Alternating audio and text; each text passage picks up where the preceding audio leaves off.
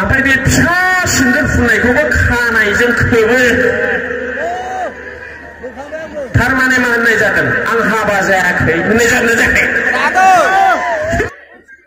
आहार जाफुनाय फिसा गोनां हिनजावखौ खारनाय खोनादों नामा? ओइ गोबाय खोनादों? खोनायाखैना? बिदिनो खेबबाय थायो हेल' आक्रमण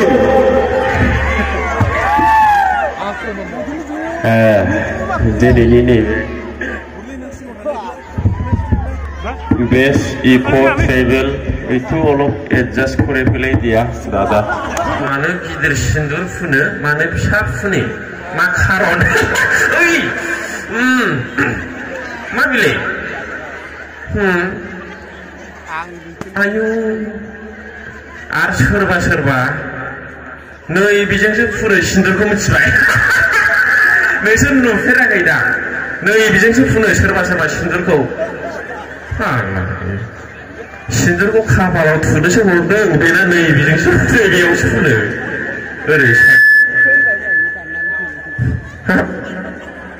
मानो हिनजावफ्रा फिसा फिसा सिन्दुर फुनो ओमफ्राय बे फिसा सिन्दुर फुननायखौबो खानायजों खोबो।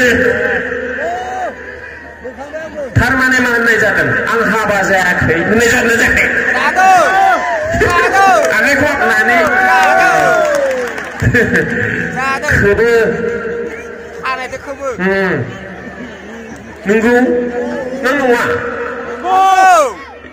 आंना दाय जानोसैलाय। खानाय खोबो अरजाया साफा सानै गाज्रि मोननाया जेबो नङा। नंगौ नङा? हारे नों हाबा जाबाय सिन्दुरखौ मानो थुनो लाजिनांगौ जाखि?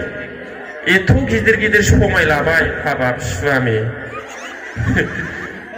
मोनजाब्लाबो मोनजायाब्लाबो दुखुब्लाबो सुखुब्लाबो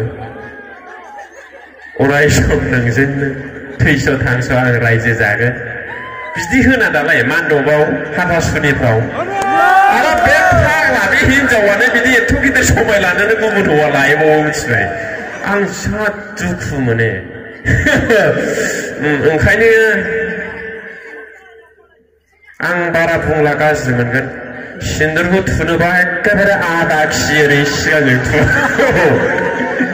आदा खि आरोखि। जा दुखु मोनो फिसा फिसा थुयो। हासिब गनसेया देरसिन जाबावोलै। हासिब गनसेखौ मिथिना मिथिया? एखेबारे हासिब गनसेया सोरनाबा सोरनाबा देरसिन जानो नागिरबावो सिन्दुर थुनाया। माने मा होननाय जादों आं हाबा जायाखै होननाय जायाखै? सोरबा ओंखायनो आदा खि थु। फिसाइफोरखौ आं खावलायबाय हिनजावखौ एसे गिदिर एखेबारे दाग्ला थुनानै बेरायथो। ओमफ्राय आं खावलायबावनो सानो हौवाफोरखौ मानसिफोरनि हौवाफोरनि हिनजावा मानो खारदों बेखौ खोन्थानोसै आङो। नोंसोरो खोनादों नामा बबेबा जायगायाव आहार जाफुनाय फिसा गोनां हिनजावखौ खारनाय खोनादों नामा? ओइ गोबाय खोनादों? खोनायाखैना? नोंसोरो बहाबा खोनादों नामा आहार जाफुनाय उन्दैखौ गारना खारनाय गुबुन हौवाजों? खोनायाखै दा? होमब्ला आखाइखौ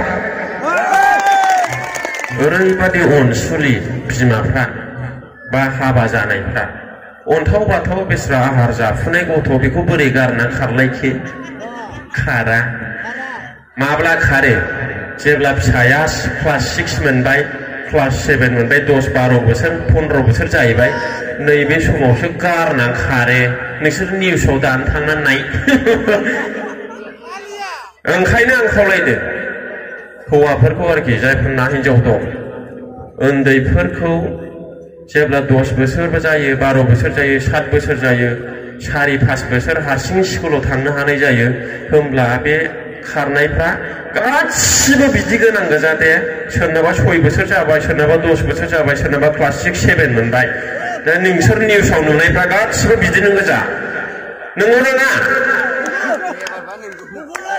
आहार जाफुनाय फिसा गोनाङा खारफेराखै ओंखायनो आं खावलायदों हौवाफोरखौ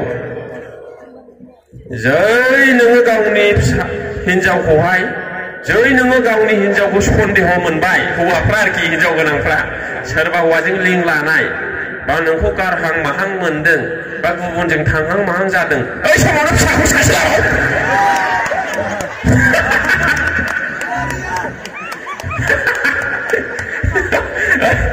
खदै गगोन बेवहाय आङो माने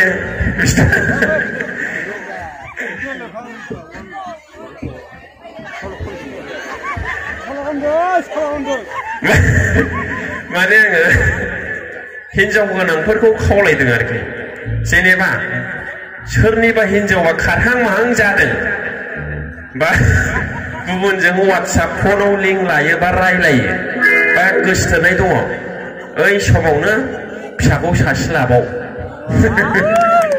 ओइ 6-7 जन फिसा गोनांखौ रावबो दोनखारफेराखै दे गोसोआव ला नंगौ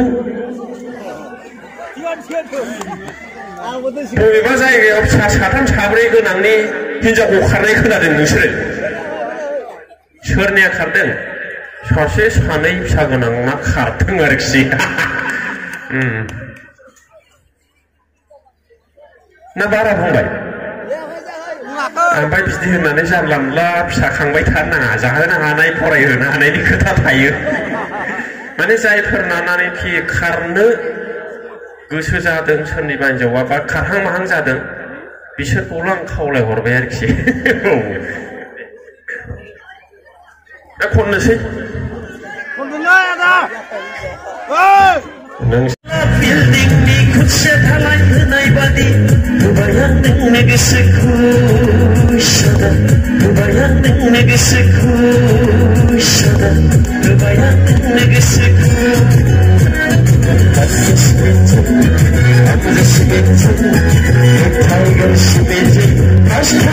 बिल्डिंनि खुनसे थालाय होनाय बादि बिल्डिंनि खुनसे थालाय होनाय बादि गोबायां नोंनो गोसोखौ सदा गोबायां नोंनो गोसोखौ